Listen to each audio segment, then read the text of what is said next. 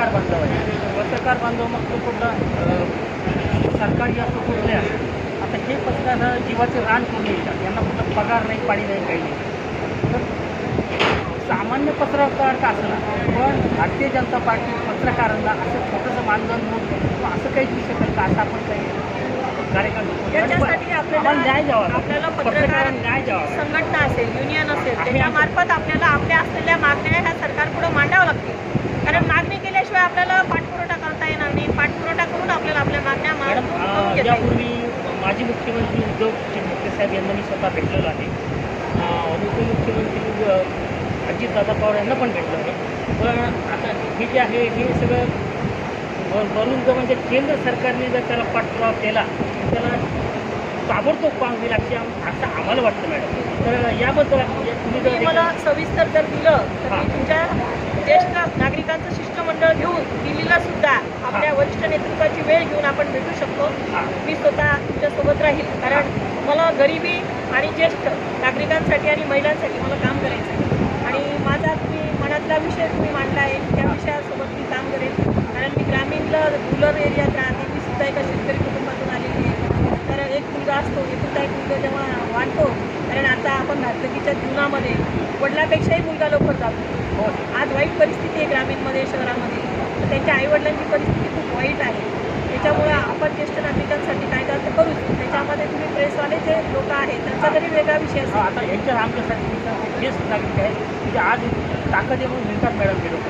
तुझ्या ताकद नसतं यांना कोण नाही, तुम्हाला त्यांनी पेन्शन लागू केली पाहिजे. आपण हा विषय पण बघतो. कारण तुम्ही समाजासाठी काम करता आणि समाजातून तुम्हाला तोडतं मानधन मिळतं. त्या मानधनावर तुम्ही भविष्य काढतात असेल, घर असेल, तर घरकुल योजनेमधून पण आलं पाहिजे. तुमच्या कुटुंबाला पण काही वेगळं ज्या मागण्या आहेत त्या निवडण्यासाठी आपण प्रयत्नशील राहू.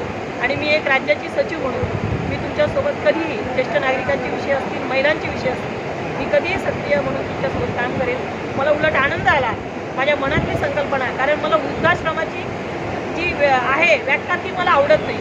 वृद्धाश्रमामध्ये का जावं हा माझा स्वतःलाच प्रश्न आहे. का जावं आपण वृद्धाश्रमामध्ये? आपण मनुष्य जन्मात आलो तर आपण आपल्या आईवडिलांची सेवा का करू? जेव्हा आपण छोटं बाळ असतो तेव्हा आपले आईवडील आपल्याला मांडीवर घेऊन चमच्याने दूध पाजतात. एक दिवस आपल्या आईवडील जेव्हा वयस्कर होतात, म्हातारे होतात, ते जेव्हा ते बाळाच्या रूपात येतात, आपलं कर्तव्य आहे की आपल्या आईवडिलांची सेवा आपण कशा प्रकारची केली पाहिजे. त्यामुळं ज्येष्ठांचा विषय हा खूप गहन होत जात आहे. आपण त्या ज्येष्ठांवर काम करू. कारण आता कुटुंब व्यवस्था आपली विस्कळीत होऊन राहिली. आधी आपण एकत्रित कुटुंब होतो.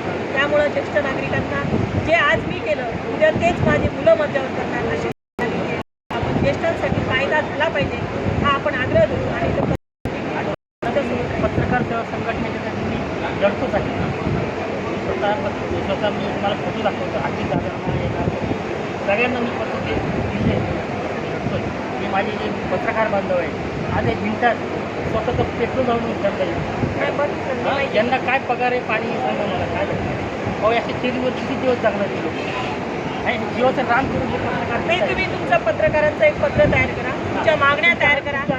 सहकार्य लावलं माझा पूर्ण आयुष्य मी समाजासाठी काम करायचं. केंद्र सरकारपर्यंत तुमचं सहकार्य जाऊ शकतो. घर पोहोचलो तर आमचं पत्रकारांचं भवितव्य चांगलं सुरक्षित राहील असं मला वाटतं. आपण एक ज्येष्ठ नागरिक आणि पत्रकार हे दोन विषय घेऊन आपण नक्की 5 वर्षात पूर्ण काम करू असं मी तुम्हाला शब्द देते. आणि माझ्याकडनं मी पूर्ण तुम्हाला कुठेही जाऊन सहकार्य करेन एवढं मी सांगते.